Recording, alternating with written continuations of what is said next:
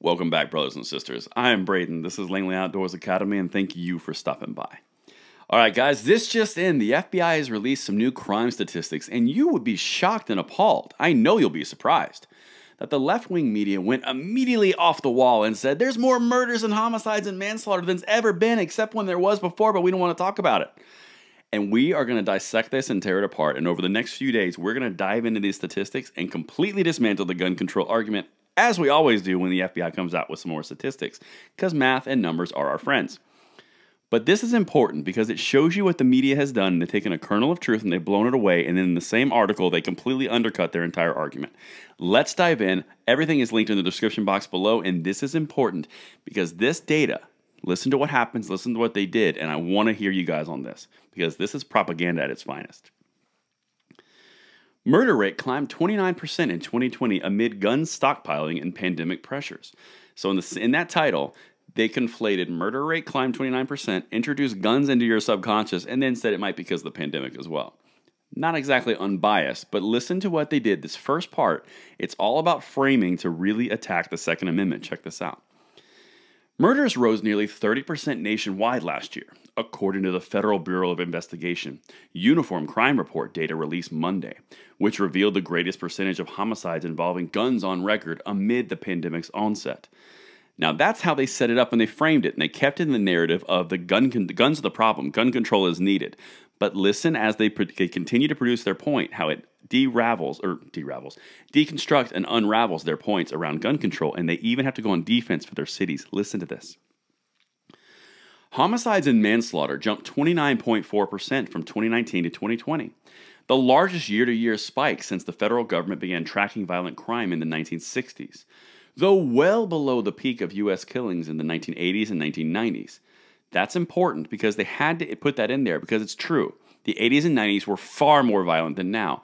But what's interesting is millions upon millions of more guns have been sold since those times.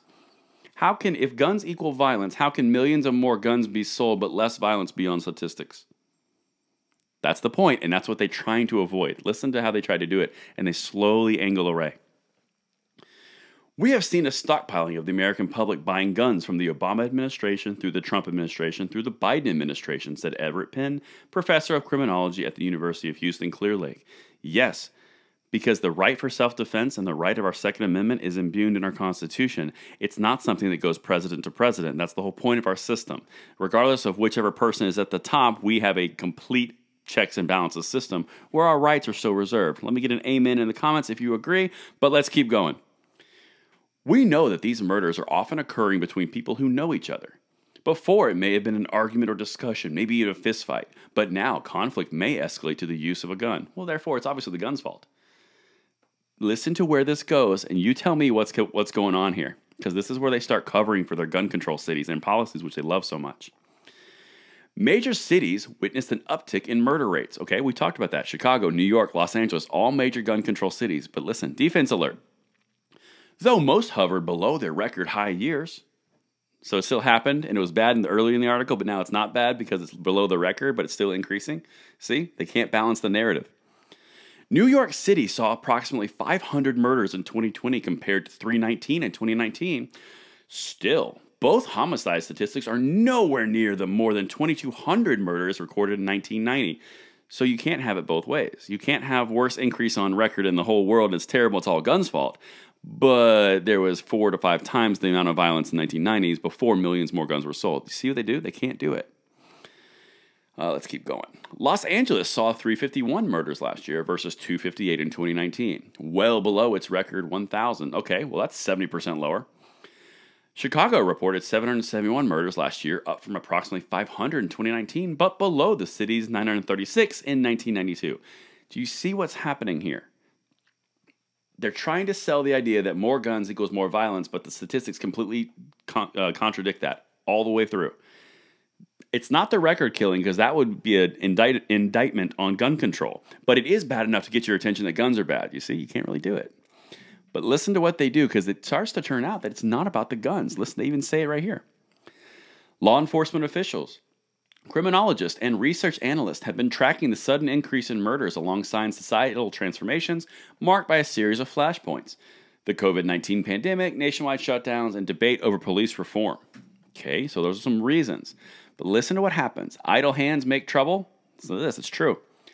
The pandemic, and in particular the shutdown we saw in 2020, changed people's routine activities, how they lived their lives. People weren't going to school, to work, to training, to church. So because of a shutdown, they had nothing to do.